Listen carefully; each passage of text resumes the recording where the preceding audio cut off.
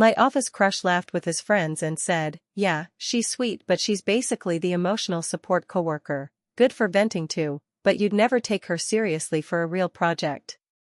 I pretended not to hear, smiled, and led a new initiative that landed me a fast promotion, and left him reporting to me 6 months later, unable to even make eye contact in meetings. I worked at a mid-size marketing firm in Charlotte, North Carolina. The kind of place where people act friendly but everything's about politics. Everyone's smiling, but they're all watching each other's backs, or stabbing them. I started 2 years ago, fresh out of a smaller agency, and honestly, I was excited. The benefits were decent, the people seemed okay, and the work was stuff I actually enjoyed: writing campaign copy, planning rollout strategies, helping manage product launches. I was the kind of employee who stayed late, double-checked everyone's work, and said yes whenever someone needed help. It was just how I was raised. Then there was David. He wasn't my boss or anything, he worked in product development. But we were in a lot of the same meetings.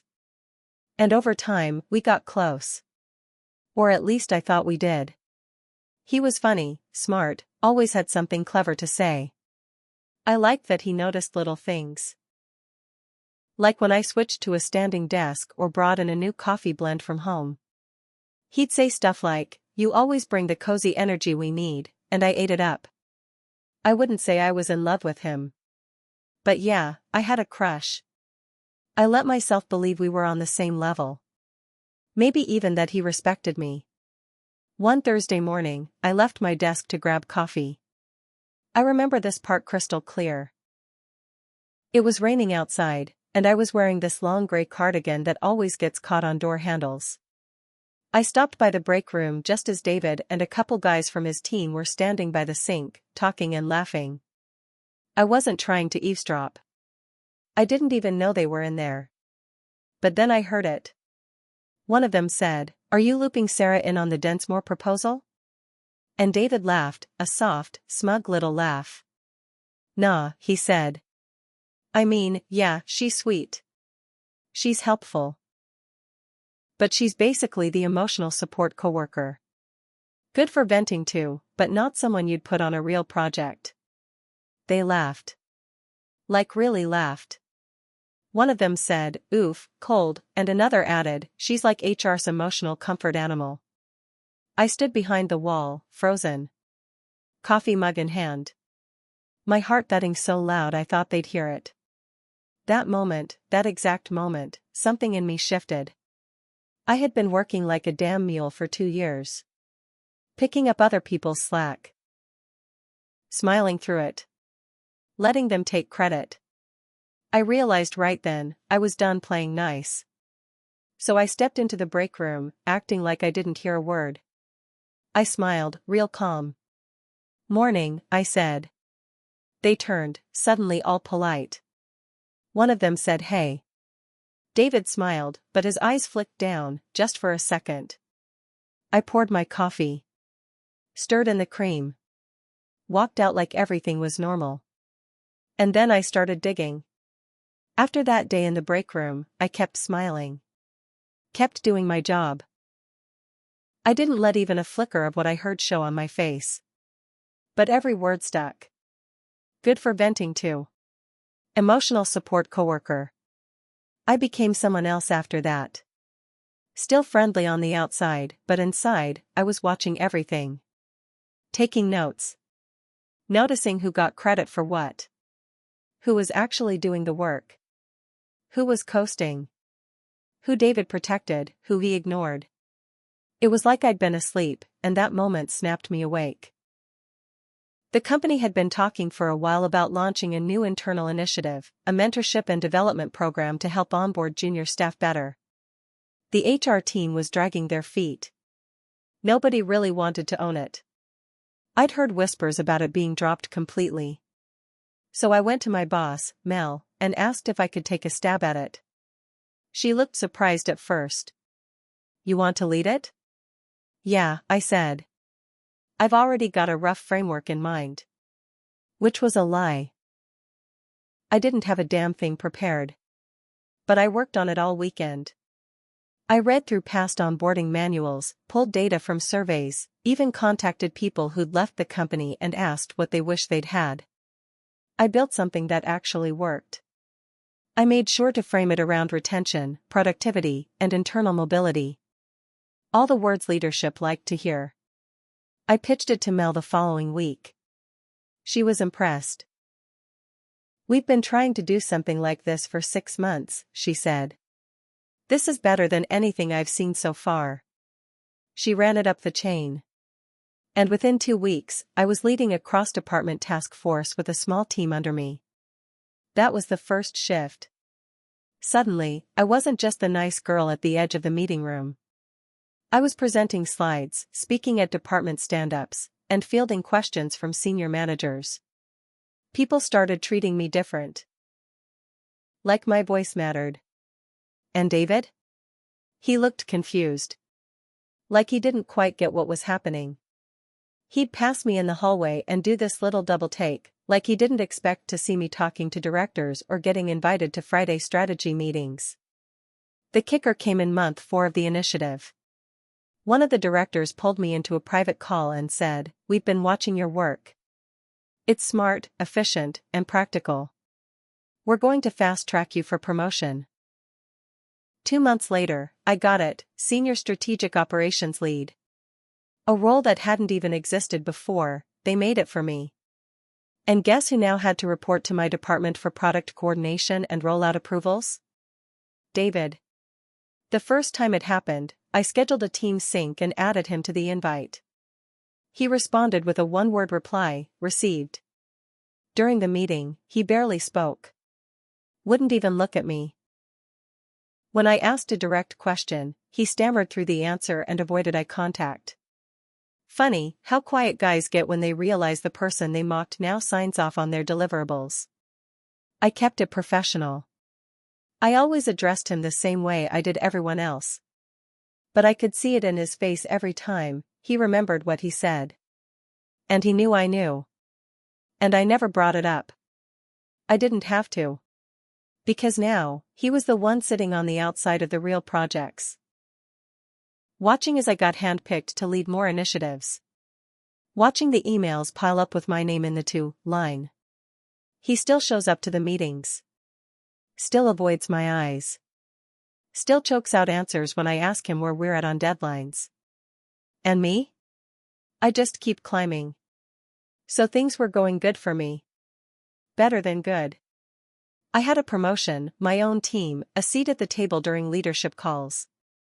My name was showing up on company-wide newsletters and reports.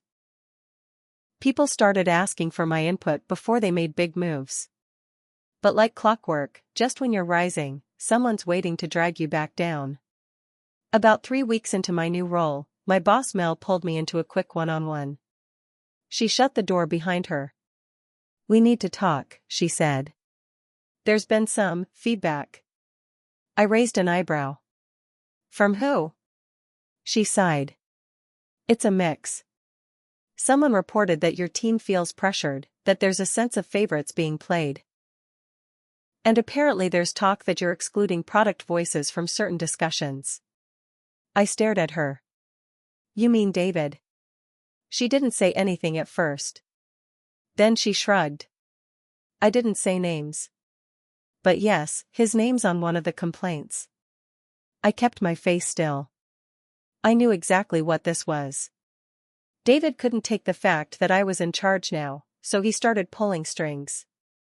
Quiet, cowardly strings, just enough to plant doubts. Mel was fair, though. She told me the complaints were weak. No real proof. More about tone than action. But the seed was there, and I knew how fast that kind of thing could spread if you didn't choke it early. So I did something bold. I scheduled a feedback session with my whole cross-department team. I told them we'd walk through what was working and what wasn't, anonymously, if they wanted. I wanted to cut this off at the root. But David didn't show up. I followed up directly afterward. He claimed he missed the invite. Even though I saw the read receipt.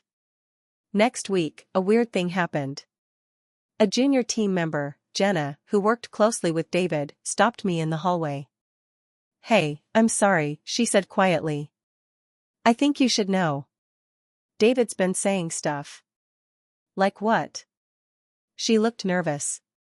"Just that you only got promoted because you played nice, that you're good at kissing up. He even said you were acting different now. Cold. Power trippy." I felt the blood rise to my ears again, same as it did that morning in the break room. But this time I didn't freeze. I documented everything. Every comment I heard secondhand, every meeting he skipped, every delay he caused in product handoffs. I sent clean, polite follow-ups. I timestamped deliverables. I even asked a few others for written status updates that highlighted the slowdowns on his end. And then I took all of it to Mel. She read it. Said one thing: "I'll handle it." That Friday, David was pulled from 2 major projects. Realigned, they called it in the meeting notes. But everyone knew what it meant. I didn't smile. Not in front of anyone. But inside? Inside, I was just getting started. About a month after David got pulled from those projects, things settled down, on the surface. No more backhanded complaints. No more skipped meetings.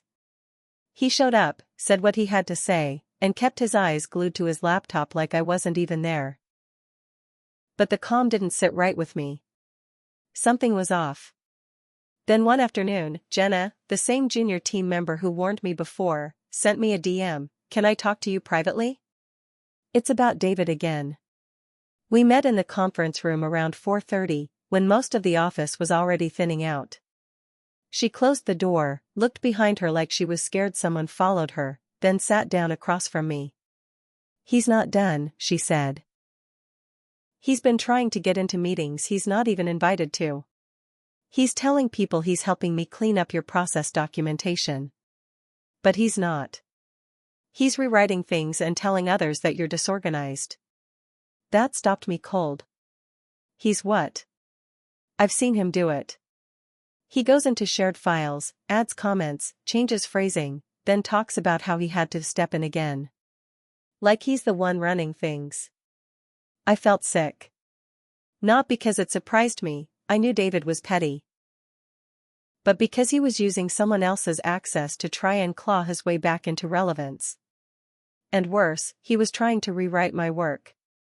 I thanked Jenna and told her I'd take care of it. And then I made my next move. I called IT.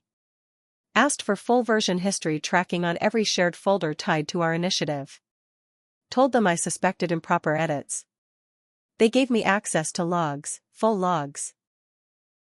And I pulled 3 solid examples where David had gone in and changed timestamps, wording, and even deleted certain bullet points I'd written myself. It was sabotage, plain and simple. I didn't go to Mel this time. I went higher. I booked 15 minutes with the VP of Operations, Patrick. He wasn't someone you went to lightly. But I came with a clean case, logs, documentation, cross-referenced reports. I laid it all out. Patrick didn't say much. Just nodded, looked over everything, and said, "Thank you. I'll take it from here." The fallout came 2 days later. David got moved, not fired, but quietly demoted. Taken off all cross-functional teams. Stripped of any collaborative access. He was now doing individual documentation work, solo, in a role that didn't require any meetings. I heard someone jokingly call it cubicle jail. He didn't message me. Didn't look my way again. But that wasn't the twist. The twist came from someone else. Mel invited me into her office about a week after David got reassigned. She looked serious. "There's something else," she said. "You're not going to like it."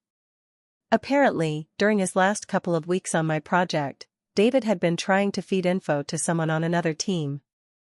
A guy from analytics, Rob, who was gunning for his own promotion. David had tried to partner with him to pitch a better version of my mentorship framework, with some minor tweaks, and rebrand it under their names. He tried to steal my entire program. I stared at her. Is that real? You're sure? We have the emails, she said. Rob's already been talked to. But I wanted you to know, you weren't imagining it. That night, I sat alone at my desk long after the office had emptied out. Not angry. Not even hurt. Just aware. This wasn't over. I didn't sleep much that weekend. The idea that David, the same guy who once joked that I was just good for venting, had tried to steal the very thing that made me stand out, it lit something in me I didn't know I had left. It wasn't just about me anymore. It was about principle. I had worked nights, weekends, skipped holidays. I earned every part of that promotion, every bit of trust my department gave me. And this man had tried to walk right in and put his name on my work. No. He wasn't going to walk away untouched. I went through everything again. Emails, file logs, even old meeting notes where David made snide remarks that could now be viewed under a very different light. I gathered proof that he had not only tried to pass off my ideas, but had lied repeatedly to junior staff to cover it up.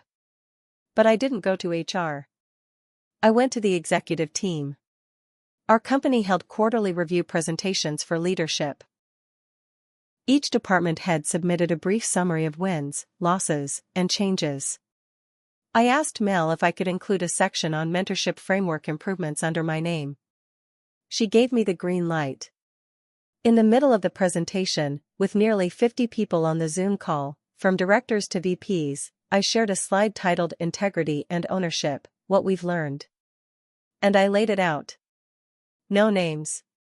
Just facts. Documented timeline. Version logs. A short bullet about unsanctioned replication attempts and internal misattribution. And finally, how we used the situation to reinforce accountability and data security across teams. I saw heads nod. I saw people shift in their seats. I didn't need to say David's name. Everyone knew. What I didn't expect came next. A week later, I got an offer from our Denver branch. A senior leadership role. Double the salary. Remote with travel. Full control over project design, with a dotted line report to the regional director. They'd watched my presentation. Seen the way I handled the crisis. I wasn't just someone who got promoted fast, I was someone who could lead through fire. I took the job. On my last day, I didn't send out a farewell email. I didn't walk around saying goodbyes. I packed my things, left a handwritten note on Mel's desk thanking her for believing in me, and walked out the front door. But before I did, I took one last look at David. He was sitting in his gray cubicle, surrounded by files, headphones in, pretending to work. But I saw it, that moment he noticed me standing there. He looked up, eyes wide, like he thought I might come over. Say something. I didn't. He knew what he did. And now he had to live in it, small, bitter, and invisible. Me? I was already gone. And this time I wasn't anyone's emotional support anything. I was the one no one dared to underestimate again.